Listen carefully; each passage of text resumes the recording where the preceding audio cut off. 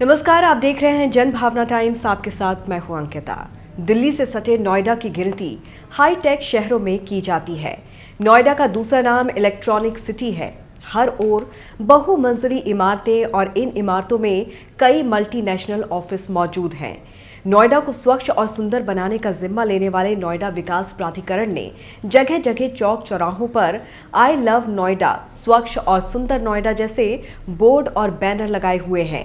शहर की खूबसूरती बढ़ाने के लिए पार्कों को सुसज्जित भी किया गया है। ऊपर से ये शहर देखने में काफी आकर्षक और सुंदर नजर आता है, लेकिन इसकी कलई तब खुल जाती है जब थोड़ी देर के लिए बारिश हो जाए या फिर आंधी तूफान आ जाए।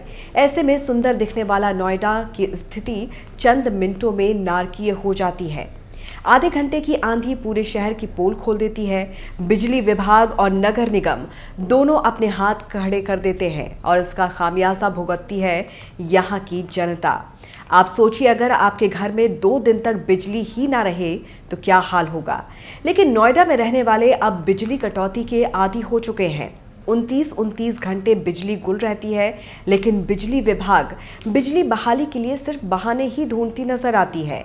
इस आधुनिक युग में हर चीज बिजली पर निर्भर है, चाहे वो आपका घर हो या दफ्तर।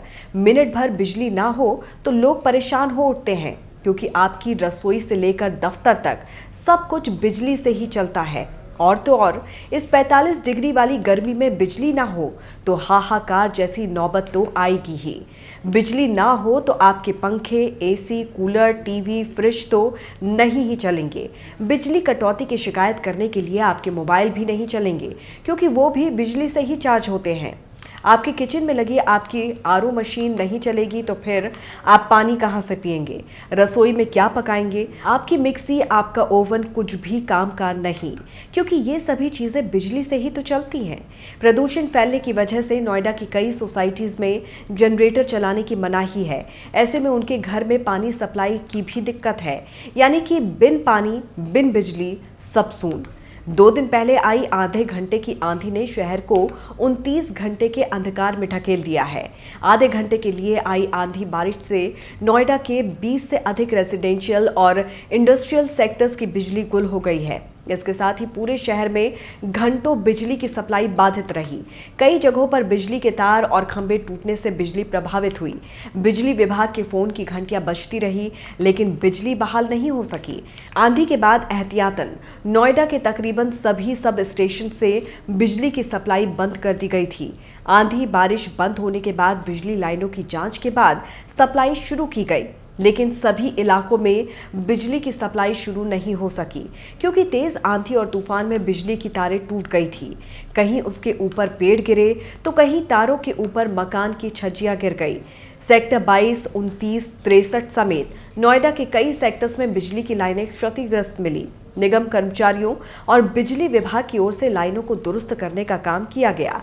ये स्थिति तब है जब नोएडा को नो पावर कट जोन का दर्जा दिया गया है। आंधी और तूफान आने के घंटों बाद भी कई इलाकों में बिजली सप्लाई शुरू नहीं हो सकी। लोगों के घरों के इन्वर्टर बंद हो गए। कई लोग तो अपने बच्चों को सुलाने के लिए कार का इस्तेमाल करने तक को मजबूर हो गए। कार में ही एसी चलाकर बच्चों को सुलाना पड़ा।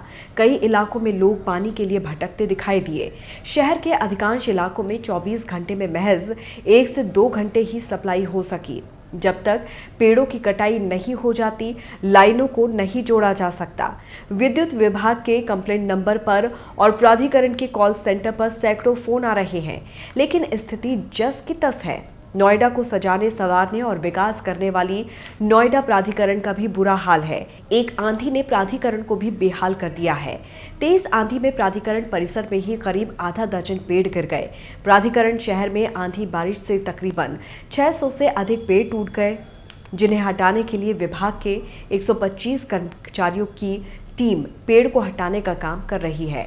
टूटे पेड़ हटेंगे, फिर बिजली के तार जुड़ेंगे और उसके बाद आपके घरों में बिजली आएगी। शहरों की चकाचौंध और सुख सुविधाओं को देखकर लोग गांवों से शहरों का रुख करते हैं, लेकिन इन हाईटेक शहरों का गांवों से भी बुरा हाल है। बड़े शहरों में बहुमंजिली इमारतों में रहने वालों का सब कुछ बिजली पर निर्भर है। ऐसे में संबंधित विभाग इस ओर क्यों नहीं संज्ञान लेता? इस तरह के हाईटेक शहरों में बिजली के तार क्यों अब तक खंभों पर ही आश्रित हैं? क्यों इन्हें भूमिगत नहीं किया गया ताकि आंधी तूफान की स्थिति में बिजली सप्लाई प्रभावित ना हो?